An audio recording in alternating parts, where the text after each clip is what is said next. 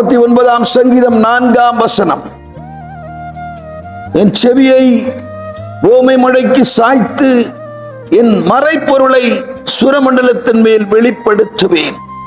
நேற்று நாளிலும் இதே வசனத்தை தான் நாம் தியானித்தோம். ஓமைகளினாலே தன்னுடைய வார்த்தையை விளங்க பண்ணுகிற, தெளிவுபடுத்தி பேசுகிற தேவனடி சொல்லி பார்த்தோம்.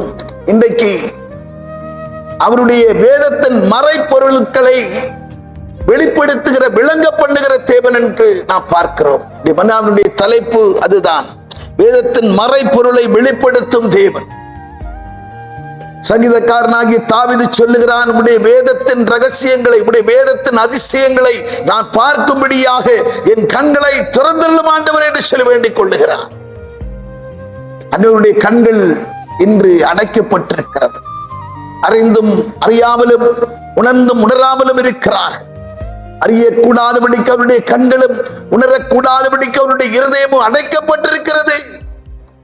சாத்தானால் அடைக்கப்பட்டிருக்கிறது. கேட்கிற அருமையான தேவச்சனமே, விசுவாசிகளுக்குள்ளும் அநேகர் வார்த்தைகளை சரிவர புரிந்து கொள்ளாமல் இருக்கிறார்கள். அவிசுவாசிகள் ஒரு பக்கம் அவருடைய கண்கள் அடைக்கப்பட்டிருக்கிறது என்று வேதம் சொல்லுகிறது. 2 கொரிந்தியர் 4ஆம் அதிகாரத்திலே 4ஆம் வசனம்.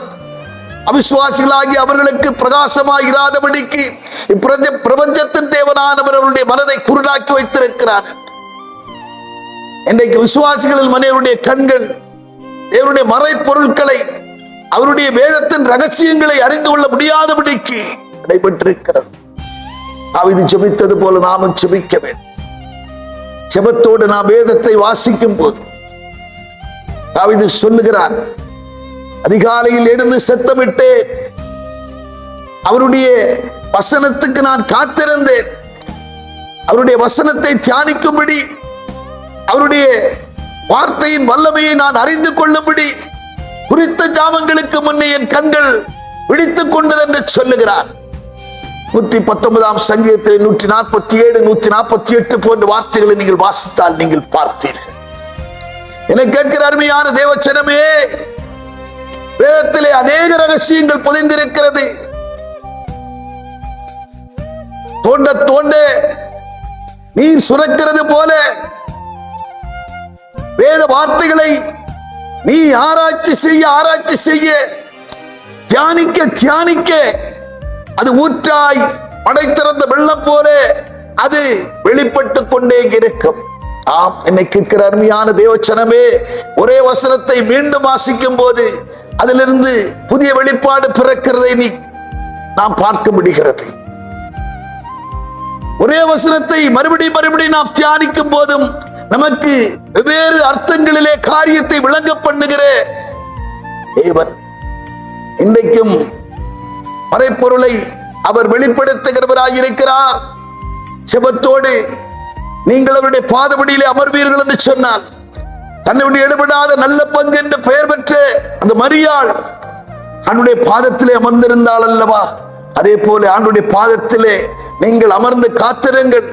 வசனத்தை தியானிக்கும்படிக்கு குறித்த ஜாமங்களுக்கு முன்னே என் கண்கள் வெடித்துக் கொண்டது என்று சொல்ல தாவீதை போல நீங்களும் விழித்திருப்பீர்கள் என்று சொன்னால், வசனத்துக்காக ஏக்கத்துடன் காத்திருப்பீர்கள் என்று சொன்னால், உங்களுக்கு மறைப்பொருட்களை உங்களுக்கு விவரித்து காண்பித்து புதையல்களை நீங்கள் பெற்றுக்கொள்வது போல் அவரிடத்திலிருந்து வார்த்தைகளை பெற்றுக் கொள்வீர்கள் என்கிறதிலே சந்தேகமில்லை. நாம் ஜெபம் பண்ணுவோம்.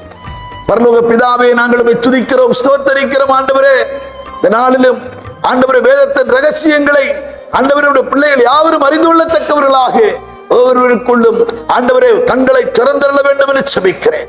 எண்ணுவதற்கு மேலாக, நினைப்பதற்கு மேலாய் காரியங்களை வாய்க்கப்படுகிற சர்வ வல்லமையுள்ள கர்த்தர் அனுகூலமான துணையாய் இருக்க வேண்டும் என்று ஜெபிக்கிறேன். ஆசீர் இயேசு கிறிஸ்து நாமத்தில் ஜெபிக்கிறோம் பிதாவே.